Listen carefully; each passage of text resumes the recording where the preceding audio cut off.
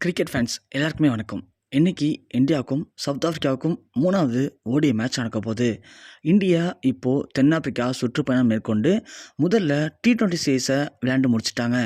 அதில் நாம் எதிர்பார்த்த அளவுக்கு வெற்றி கிடைக்கும்னு நினச்சோம். ஆனால் அது சமமில் முடிஞ்சது. அதாவது யாருமே வெற்றி கிடையாது, யாருமே தோல்வி கிடையாது. அது ஒரு டையான மேட்ச் தான். அதைத் தொடர்ந்து ஓடிஐ மேட்ச்சில் ஆரம்பித்தாங்க. இப்படி 3 ஓடிஐ மேட்ச் கொண்ட மேட்ச்சில் முதல் மேட்ச் இந்தியா மிகப்பெரிய ஒரு அபார வெற்றி அடைஞ்சாங்க. 2வது மேட்ச் தென்னாப்பிரிக்கா அவங்களும் அவங்க பங்குக்கு கடுமையாக போராடி மிகப்பெரிய ஒரு அபாரமான வெற்றியை அடைஞ்சாங்க. இன்றைக்கி 3வது ஓடிஐ மேட்ச் நடக்க போகுது. இது 2 பேருக்குமே மிக முக்கியமான மேட்ச் தான். ஏன்னா T20 தொடர் யாராலும் ஜெயிக்க முடியாமல் போனது.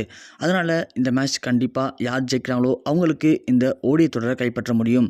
அதுவும் குறிப்பாக இந்தியாவுக்கு இந்த ஓடிஐ தொடர் கைப்பற்றி தீரணும். காரணம் என்ன அப்படின்னா, தென்னாப்பிரிக்கா சுற்றுப்பயணம் மேற்கொண்டது 3 T20 மேட்ச் ஒரு தொடர், அப்புறம் 3 ஓடிஐ மேட்ச் ஒரு தொடர், நெக்ஸ்ட்டாக 2 டெஸ்ட் மேட்ச் ஒரு தொடர். ஸோ T20 சமமில் முடிஞ்சிச்சு. இப்போ ஓடிஐ விளையாண்டுட்ருக்கோம். இன்னைய மேட்ச் தான் அதுக்கான ரிசல்ட் தெரிய போகுது. டெஸ்ட் மேட்ச்சில் கிட்டத்தட்ட 95க்கு அப்புறம் இது வரைக்கும் நாம் தென்னாப்பிரிக்கா சுற்றுப்பயணம் மேற்கொண்டு எந்த ஒரு டெஸ்ட் மேட்ச்லையுமே இந்தியா தென்னாப்பிரிக்காவை வீழ்த்தினதே கிடையாது அப்படிங்கிற மிகப்பெரிய ரெக்கார்டை அவங்க பதிவு பண்ணியிருக்காங்க. எல்லா டெஸ்ட் மேட்ச்லையுமே எல்லா விதமான கேப்டன்ஷிப் போயுமே எல்லா விதமான பேர்கள் விளையாண்டுமே இது வரைக்கும் தென்னாப்பிரிக்காவில் நம்மளால் ஜெயிக்க முடியாத ஒரு சூழ்நிலை நிலவுது. அதனால் இப்போ இருக்கிற ஓடிஐ மேட்ச்சில் நம்ம ஜெயிச்சிட்டோம் அப்படின்னா கண்டிப்பாக இந்த தொடரை நம்ம ஓரளவுக்காவது சமம் பண்ணிடலாம். ஏன்னா சுற்றுப்பயணம் மேற்கொண்ட இந்த தொடருமே ஜெயிக்காமல் இந்தியா திரும்பி வந்துச்சு அப்படின்னா ஏற்கனவே உலகக்கோப்பையில் இந்தியா தோத்தவுடைய தாக்கமே இன்னும் மக்கள் மனதிலிருந்து போகவே இல்லை, மக்கள் மனதிலிருந்து நீங்கவும் முடியல. அப்படி இருக்காமல் இந்த தோல்வி மிகப்பெரிய ஒரு அதிர்ச்சி ஏற்படுத்தும். அதன் காரணமாக இந்திய பிளேயர்கள் எல்லாருமே இந்த மேட்ச்சில் கண்டிப்பாக முழு கவனம் செலுத்தி விளையாண்டு ஜெயிக்க வேண்டும் அப்படின்ற மாதிரி எல்லாருமே இப்போ கோரிக்கை வச்சுருக்காங்க கிரிக்கெட் ஜாம்பவான்கள். அதைத் தொடர்ந்து இன்றைய மேட்ச்சில் மிக முக்கியமான ஒரு 3 மாற்றத்தை கொண்டு வர போகிறாங்களாம் KL ராகுல் அவர்கள். அதற்கு காரணம் ராகுல் டிராவிட் அவர் தான். ஸோ அவர் தான் இந்த பரிந்துரையை வழங்கியிருக்காரு. முதல் 2 ஓடிஐ மேட்ச்லையுமே ருத்ராஜ் கேக்வாத் அவர்கள் ஓப்பனிங்கில் சரியாக ப்ளே பண்ணுறது கிடையாது. எப்போதுமே ஓப்பனிங் நல்லா பார்ட்னர்ஷிப் அமைச்சாங்க அப்படின்னா அடுத்த தடவை பிளேயர்கள் எந்த ஒரு ப்ரெஷரும் இல்லாமல் சூப்பராக ப்ளே பண்ணுவாங்க. ஆனால் ருத்ராஜ் கேக்வாத் அவர்கள் ஓப்பனிங்கில் மிக மோசமான ஒரு ஆட்டத்தை வெளிப்படுத்துகிறாரு. அதுவும் குறிப்பாக முதல் ஓடிஐயில் வெறும் 5 ரன்கள் அவுட் ஆனார். 2வது ஓடிஐயில் வெறும் 4 ரன்கள் அவுட் ஆகிறாரு.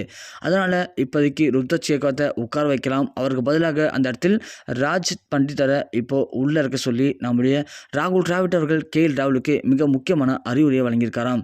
அது மட்டும் இல்லாமல் எல்லா மேட்ச்லையுமே ஆல்ரவுண்டர் அப்படின்னு ஒருத்தர் இருப்பார். அவர் கடைசியாக இறங்கி தேவையான நேரத்தில் கண்டிப்பாக அவர் ஸ்கோர் பதிவு பண்ணுவார். ஆனால் அப்படி எந்த மேட்ச்லையுமே பதிவு பண்ணாமல் நம்ம இந்திய டீமில் ஒரு ஆல்ரவுண்டர் உள்ளே தான் இருக்கார்.